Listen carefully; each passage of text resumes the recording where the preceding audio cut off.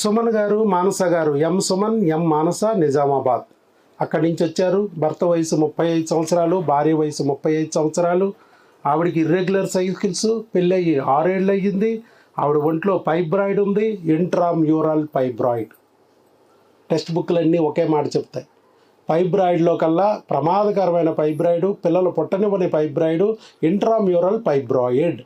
So intramural fibroid ఉంటే పిల్లలు పుట్టరని బయట డాక్టర్లు చెప్తారు. దాన్ని ఆపరేషన్ చేసే వరకు వాళ్ళు నిద్రపోరు, మిమ్మల్ని నిద్రపోనివ్వరు. కానీ ఇక్కడ డాక్టర్ వైఎస్ బాబు ట్రస్ట్ క్లినిక్లో 16 ఇంట్రామ్యూరల్ ఫైబ్రాయిడ్లు ఉన్నా కూడా ప్రెగ్నెన్సీ తెప్పించాం న్యాచురల్గా. 16 ఫైబ్రాయిడ్లు ఉన్న వాళ్ళు కూడా తెప్పించాం. అలాగే ఆ వీడియోలను చూసి నమ్మి ఇక్కడ వరకు వచ్చి ఈరోజు సుమన్ గారు, మానస గారు కూడా ప్రెగ్నెన్సీ తెచ్చుకున్నారు న్యాచురల్గా. ఎన్ని నెలల మందులు వాడారండి?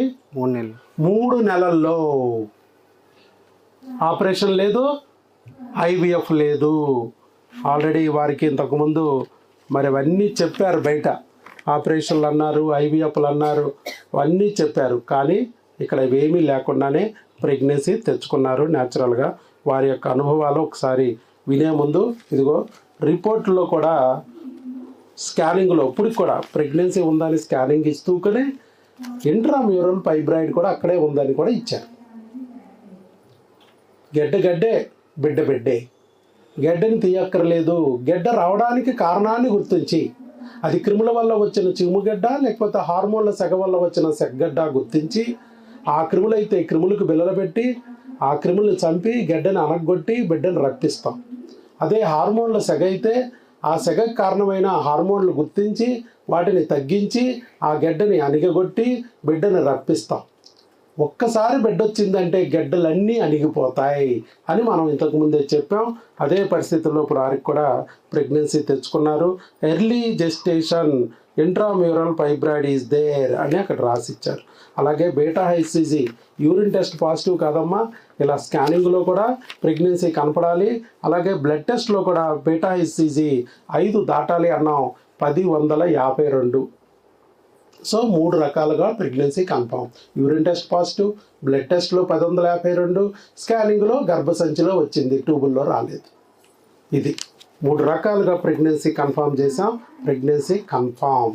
మరి వారి యొక్క అనుభవాలు విందాం. చెప్పండి సార్, అసలు మీకు నా గురించి ఎలా తెలిసింది, ఇక్కడికి ఎలా వచ్చారు, ఇక్కడికి వచ్చినప్పుడు ఏమనిపించింది, తర్వాత ఇప్పుడు ప్రెగ్నెన్సీ వచ్చాక ఏమనిపిస్తుంది అనేది మీ అనుభవాలు షేర్ చేసుకోండి. అసలు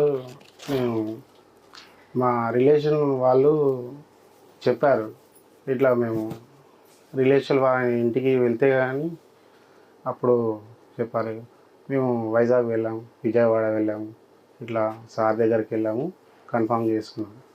అట్లా ఒకటి కాదు 2 అయినాయి. మేము అనుకోకుండా సార్ ఇద్దరు చుట్టాలకి మీ వాళ్ళకి వాడి ప్రెగ్నెన్సీలు వచ్చినాయి. ఈరోజు పుట్టెంటికెళ్ళు, ఓహో, పుట్టెంటుకులు కూడా తీస్తున్నారు. 2 బంధువులకి మన దగ్గరికి వచ్చి వాడుకున్నారు. ప్రెగ్నెన్సీలు రావడమే కాదు, బిడ్డలు కూడా పుట్టేశారు. మా బామ్మర్ది అంటే మా భార్య వాళ్ళ తమ్ముడు అక్కడ కూడా సంతోషంగా చెప్పేసి ఇక్కడికి ఫోన్ చేసి, నేను 3వ వాడు అనమాట వాళ్ళ ఫ్యామిలీలో. అనుకోకుండా ఊరు ఎక్కడ మీది? నిజామాబాద్. ఏదో పక్క ఊరికి వచ్చినట్టు వచ్చేస్తున్నారు వాళ్ళ ఫ్యామిలీ ఇక్కడికి. ఎందుకంటే అక్కడ ఎవరు రప్పించేవాళ్ళు లేడు. మేము వీడియోలు చూడలేదు, ఏం చూడలేదు, డైరెక్ట్ ఇక్కడ వచ్చి స్క్రీన్లో దగ్గర చూసి తర్వాత ఫాలో అయ్యాము. తర్వాత ఎలా కలుసుకునేది అనేది ఇక్కడ వీడియో చూసాము. తర్వాత భార్య తర్వాత ఒక కిట్ అనేది చూసాము, అది అండం ఎప్పుడు రిలీజ్ అవుతుంది అనేది, దాన్ని ఫాలో అయ్యి ఆ కిట్టు యూరిన్ అనేది వేసేసినాక తర్వాత దాన్ని అండం రిలీజ్ అయిన తర్వాత మేమిద్దరం జాబ్ చేస్తాము, కలుసుకోవడానికి టైం ఉండకపోవచ్చు అని అనుకొని ఇద్దరం ఆలోచించుకొని ఆ కిట్ తీసుకొని మరి కలుసుకోవడం జరిగింది. దాని ద్వారా ప్రెగ్నెన్సీ కూడా కన్ఫర్మ్ అయింది.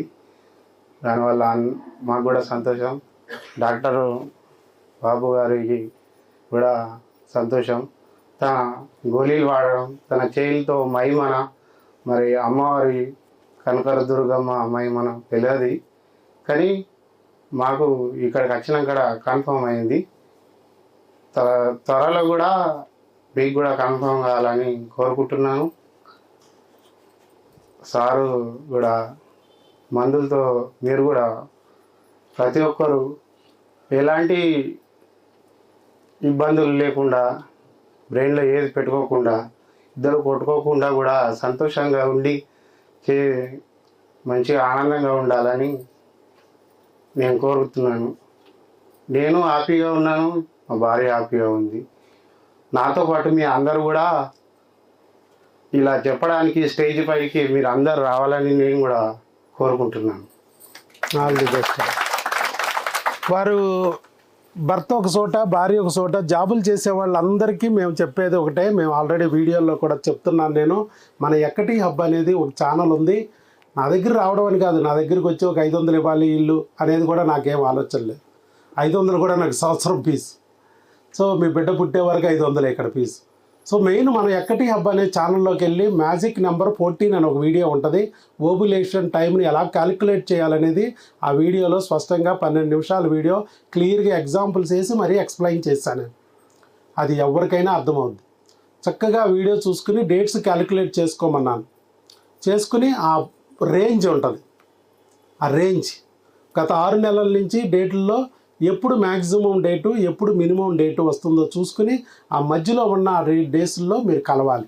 -14 అనేది దాంట్లో వేసుకోవాలి. అదంతా మీరు వీడియో చూస్తే మీకు క్లియర్గా అర్థమైంది. ఇప్పుడు అదంతా నేను చెప్పాలంటే మళ్ళీ 10 నిమిషాలు పెట్టి.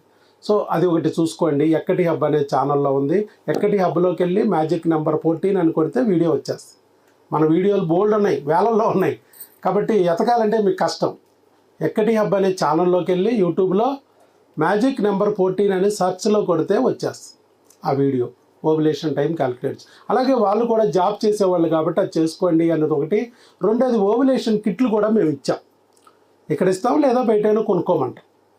అది కూడా ఏంటంటే వేరు చోట్ల ఉండి ఉద్యోగాలు చేసేవాళ్ళు మరి కరెక్ట్గా అండం ఎప్పుడు విడుదలవుతుంది అనేది వాళ్ళకి తెలియదు. వాళ్ళు ఏదో శనివారం ఆదివారం సెలవు ఉన్నప్పుడు వచ్చి కలుస్తూ ఉంటారు, వెళ్తూ ఉంటారు. అలా కాదు, అండం మరి ఎప్పుడు వస్తుంది, కరెక్ట్గా శనివారం ఆదివారమే రాకపోవచ్చు. మరి అలాంటప్పుడు ఎలాగా మిస్ అవ్వకూడదు. అండం విడుదలైన టైంలో కలిస్తేనే మనకు ప్రెగ్నెన్సీకి పనిచేస్తుంది.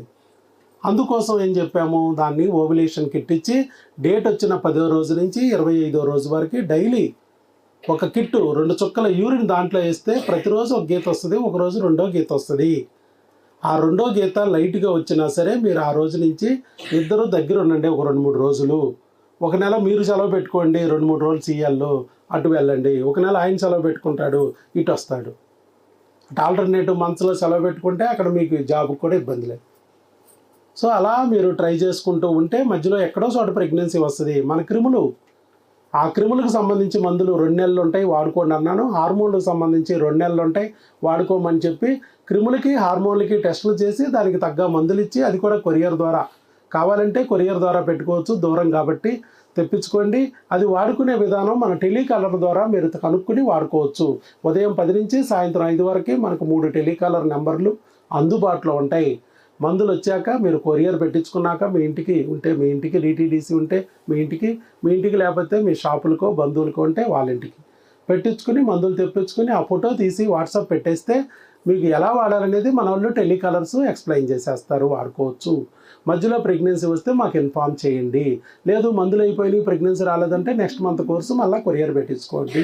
ఇలా 4 నెలలు వాడండి అని మనం చెప్పాం. 3 నెలలకే ప్రెగ్నెన్సీ వచ్చేసి 2 నెలల క్రిములు, 1 నెల హార్మోన్లు, అంతే. అప్పుడు వచ్చాడు, మళ్ళీ ఇప్పుడు వచ్చాడు, అయిపోయింది. నిజామాబాద్ కదా, అంత దూరం వెళ్ళాలా, ఊర్లో డాక్టర్ లేరా, సందులో డాక్టర్ లేడా, గొంతులో డాక్టర్ లేడా, అంత దూరం వెళ్తే ఛార్జీలు ఎంత అయిపోతాయో, ఓలమ్మో ఓలబ్బో ఓలయ్యో అంటారు అక్కడ ఉన్న అక్కాయిలు అమ్మాయిలు. కానీ అక్కడ 2 లక్షలు పెట్టి ఐవీఎఫ్ చేసిన ప్రెగ్నెన్సీ రావట్లా. ఆ 2 లక్షలు ఏదో పోతే పోయినాయి ఛార్జీలు. ముందు ఆ డాక్టర్ గారి దగ్గరికి వెళ్తే మనకు ప్రెగ్నెన్సీ వస్తుంది కదా అని తెలిసిన వాళ్ళు, బంధువులు, మిత్రులు తెచ్చుకుంటున్నారు, వాళ్ళు చెప్తున్నారు, వాళ్ళు కూడా వస్తున్నారు.